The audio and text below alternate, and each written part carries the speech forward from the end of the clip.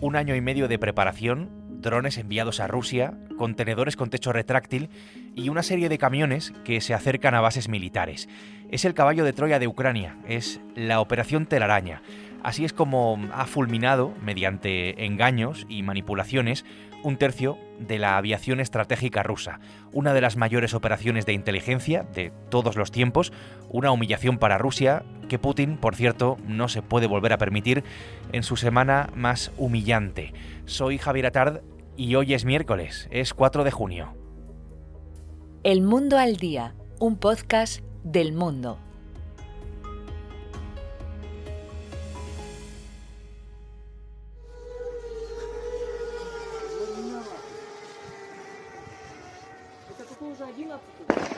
Desde luego, si esta guerra es algo, es la guerra de los drones. Están detrás de ese golpe, del golpe a la aviación rusa del pasado domingo, que buscaba debilitar la capacidad de ataque del Kremlin y cambiar, si cabe, el rumbo de la guerra. Los detalles los conocen bien mis compañeros Alberto Rojas y Xavier Colás. ¿Qué tal? Bienvenidos. ¿Qué tal? ¿Cómo estás? Hola, ¿qué tal? Encantado de estar otra vez contigo aquí, en tu podcast. El resultado de la operación del domingo es un golpe a la flota rusa de bombarderos estratégicos. Ucrania dice haber destruido 41 aviones, las imágenes de satélite confirman algunos de ellos, pero es muy probable que nunca lleguemos a saber realmente el alcance de esta operación. 5 bases aéreas atacadas en todo el país, en toda Rusia, incluidos aeródromos en Siberia y en el Ártico. Los aviones destruidos, para que te hagas una idea, son claves. Es el recurso más importante para aterrorizar y para mantener la disuasión, ya que es una de las 3 puntas de eso que se llama la tríada nuclear rusa.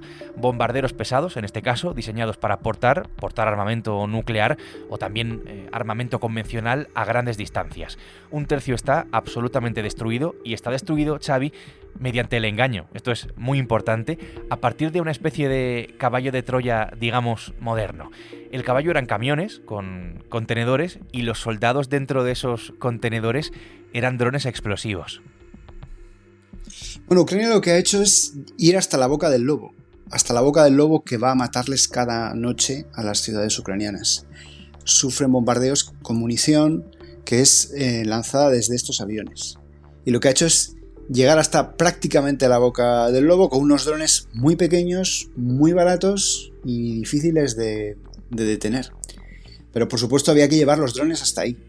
Y lo que vamos conociendo es que hay un lugar clave que es Chelyabinsk, un lugar en más o menos el centro de Rusia, todavía no sabemos cómo, a través de quién, se ensamblan esas dos cosas, esos dos elementos claves. Por un lado, los drones y por otro lado, esas casetas de madera que hemos visto que viajan dentro de los camiones. Son unos camiones que no son como los demás, porque en la parte superior del techo tienen unas puertecillas metálicas que son accionadas a distancia. Tampoco sabemos exactamente desde dónde. En esta historia, el engaño sigue porque los conductores de esos camiones, no sabían lo que estaban transportando. Consiguen engañar a los conductores, algo que hacen muchas veces. Se llama reclutamiento en la sombra, es decir, tú convences a alguien de que haga, normalmente por dinero, algo que es ilegal, pero que en realidad está haciendo algo todavía más ilegal de lo que él cree. Estos camiones, conducidos por camioneros rusos, salen en diversas direcciones y en algún momento reciben una llamada, una misteriosa llamada de alguien que se supone relacionado con el cliente, que les indica que por alguna razón, no sabemos con qué excusa, tienen que parar en un punto en la carretera, cerca de la gasolinera de tal, junto a un bar de no sé qué que se llama tal. ¿Qué tienen en común esos puntos? Bueno, para los camioneros eran puntos en la carretera, pero eran precisamente los puntos en la carretera más cercanos a estas bases.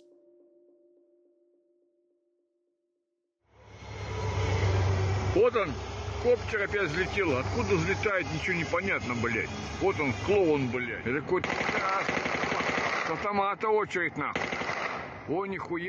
Y desde ahí, una vez que paran, se bajan del camión para ir al cuarto de baño o entrar al bar, y ahí es cuando de repente, en cuestión de segundos, se abren las puertas de los superiores de los camiones a distancia y empiezan a salir de 2 en 2, de 3 en 3, estos drones cuadricópteros pequeños que apenas cuestan 500 euros, rumbo hacia las bases que están a 1, 2, 3 kilómetros de distancia nada más. Esta es la operación. En esto consiste la operación Telaraña. ¿Cómo se consigue manejar un dron desde tan lejos, si han sido manejados desde Ucrania? No sabemos exactamente dónde estaban los pilotos, pero sí que sabemos que esos drones utilizaron las redes telefónicas, las redes de móvil, el 3G ruso. Otra de las claves, claro, es que Ucrania había manipulado directamente a Rusia. Había conseguido que agruparan los aviones en unas bases concretas, atacando otras en los últimos meses. Así que las autoridades rusas habían trasladado más aviones a las bases que fueron atacadas el domingo. Allí creían que los tenían a salvo, esos bombarderos, pero a la vista está, desde luego, que no era así. Вон он, ёп, в дом попала, в дом попала. El arma que está detrás de estas explosiones que escuchamos son los drones. Drones que no llegan, insisto, a los 500 euros y que han destrozado activos por valor de unos pocos miles de millones de euros. Desde luego lo que han conseguido esos drones es cambiar la guerra. Esta guerra es, sin duda, la guerra de los drones y me atrevería a decir que han cambiado todas las guerras ya para siempre, las guerras del futuro. Esto es, Alberto, una auténtica revolución que tú además has visto de cerca en Ucrania. Has estado con pilotos que son una especie de héroes con más capacidad de provocar bajas, con más capacidad, digamos, de matar y de destruir objetivos que los más grandes francotiradores de toda la historia. Ahora mismo nadie quiere ser tanquista, nadie quiere ser soldado de infantería. Todo el mundo quiere pilotar un dron, porque el dron te permite ver a tu enemigo antes de que él te vea, te permite hacerle bajas al enemigo, a cierta distancia, además. El soldado que pilota drones no tiene que estar directamente en primera línea del frente, no está sometido a tanto riesgo y, en cambio, puede propinar mucho daño al enemigo. ¿Qué sucede? Que al otro lado, en el otro ejército, en el ejército ruso, también hay unidades de drones. El objetivo más importante de una unidad de drones es localizar a los miembros de la otra unidad de drones y machacarlos. O sea, es cazadores que se cazan mutuamente. No solo eso, sino que la gamificación de la guerra ha llegado hasta tal punto que hay una competencia entre las principales unidades ucranianas de drones, incluso con puntuación, para ver cuál es el que puede acceder a mayor tecnología militar. Es decir, el Ministerio de Defensa de Ucrania ha puesto una competición que además se basa en la verificación de vídeos de objetivos alcanzados, que otorga 6 puntos ruso muerto, 20 puntos blindado alcanzado, 30 puntos blindado destruido y 50 puntos lanzadera de cohetes destruida. Así vemos que ya se va configurando una clasificación de las 330 unidades de drones, y las que van estando más arriba reciben material mucho más tecnológico que el resto.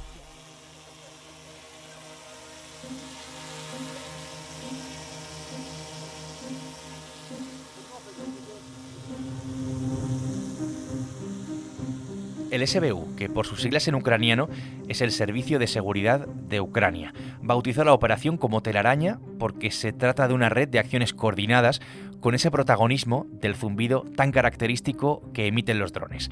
La operación demuestra por lo menos una cosa, y es que Ucrania puede eliminar activos rusos en sus propias bases. Y aquí se establece una comparación con un hecho histórico, con lo que ocurrió en Pearl Harbor. Recordemos que aquello provocó la entrada de Estados Unidos en la Segunda Guerra Mundial. Más allá de eso, y sobre todo por la cuestión de lo sorprendente, de la sorpresa que ha provocado este ataque, ¿estamos ante el Pearl Harbor ruso?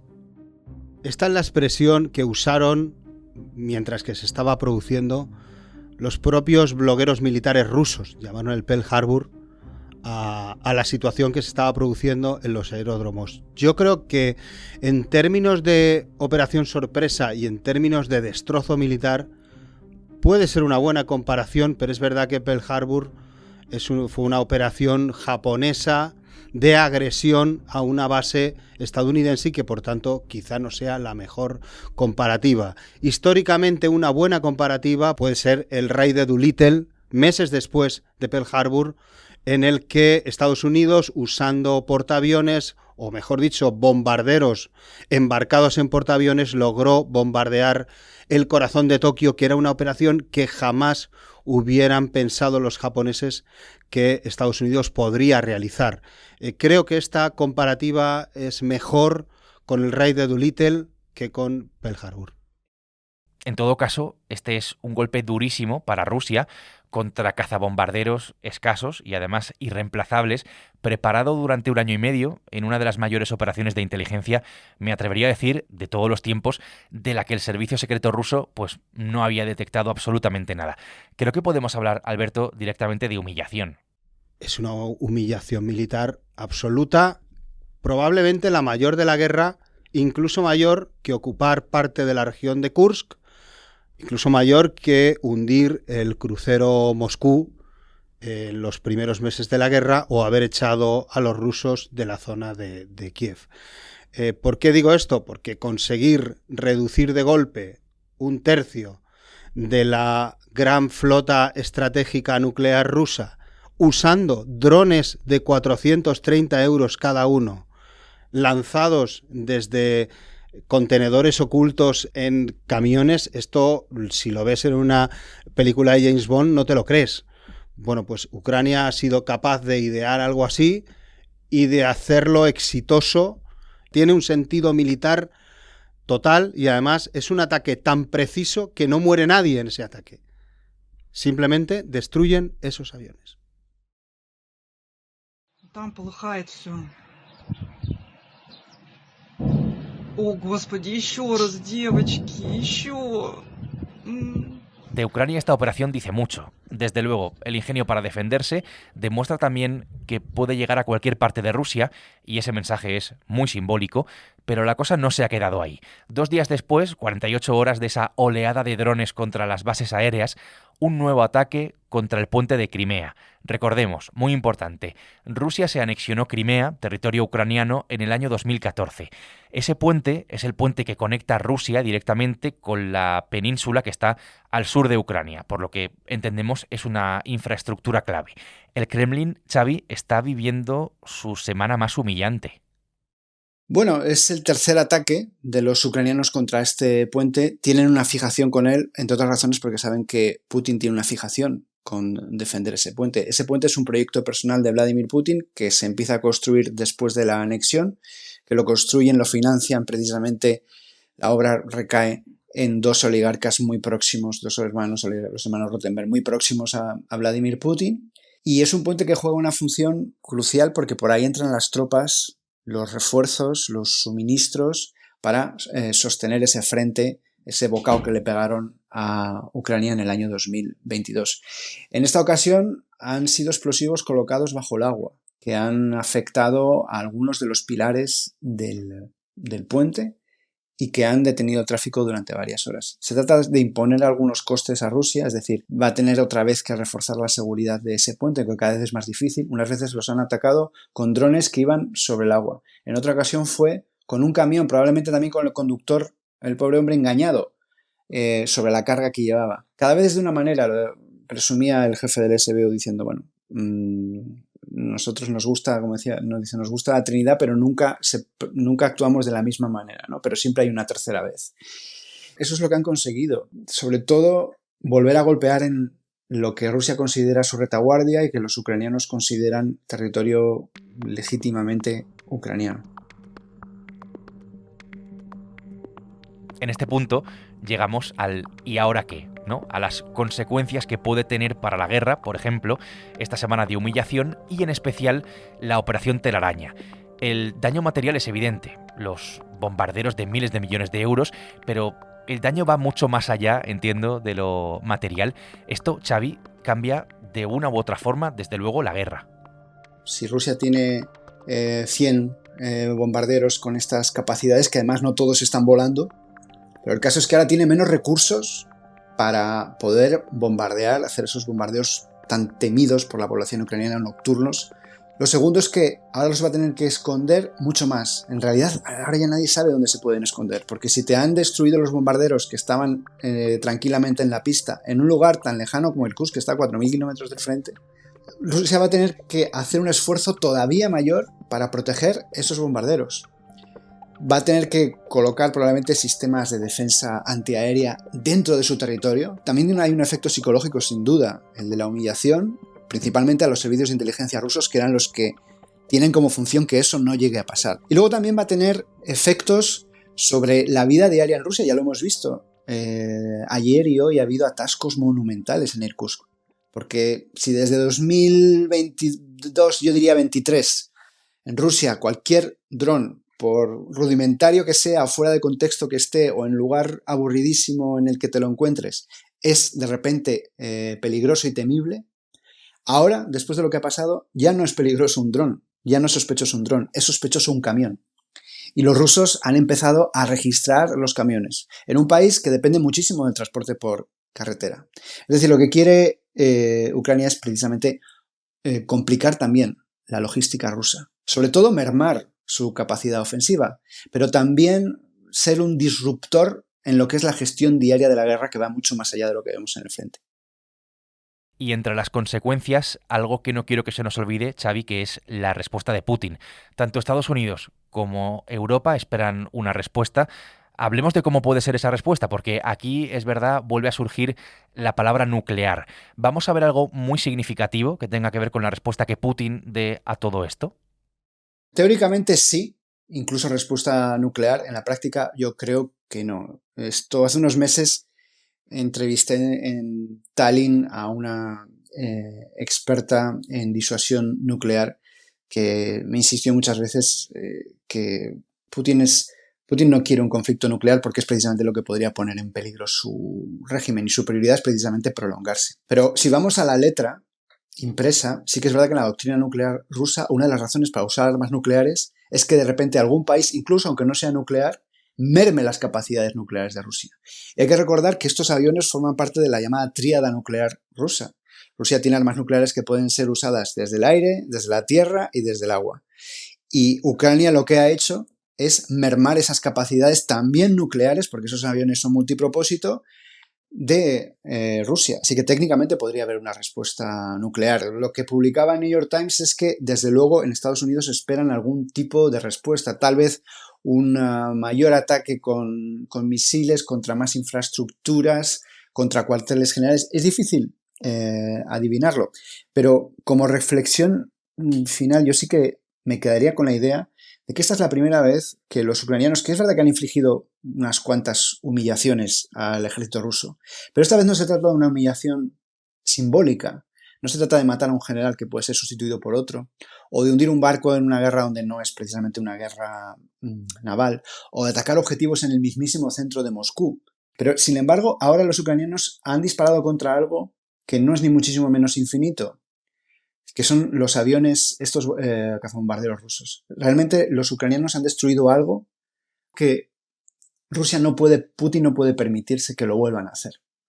Putin no puede permitirse que esto vuelva a suceder, porque hay un número limitado de operaciones como estas que Ucrania puede hacer, porque llegaría un momento que no tendría Rusia fuerzas aéreas para llevar a cabo sus misiones. Así que realmente el Kremlin está, en cierta manera, ahora sí, lo que pasa es que lo hemos dicho tantas veces que parece que ha perdido su valor, pero ahora realmente sí que el Kremlin está a la defensiva, porque ahora sí que de verdad, más allá del ridículo, más allá del escozor, más allá de las declaraciones altisonantes, sí que es esto que en el campo de los hechos Putin no puede permitirse que vuelva a suceder. Pues por eso precisamente es tan importante lo que ha ocurrido en las últimas horas. Xavi, gracias por contarlo aquí en El Mundo al Día. Un saludo, encantado siempre. Alberto, lo mismo digo, muchas gracias. Gracias a ti. Xavier Colás y Alberto Rojas han hecho posible hoy este episodio del Mundo al Día. Puedes escuchar este podcast todos los días en la web del Mundo, en elmundo.es, y también en las principales plataformas de audio donde tienes la opción de suscribirte. Mañana jueves, más El Mundo al Día. Has escuchado El Mundo al Día, un podcast del Mundo.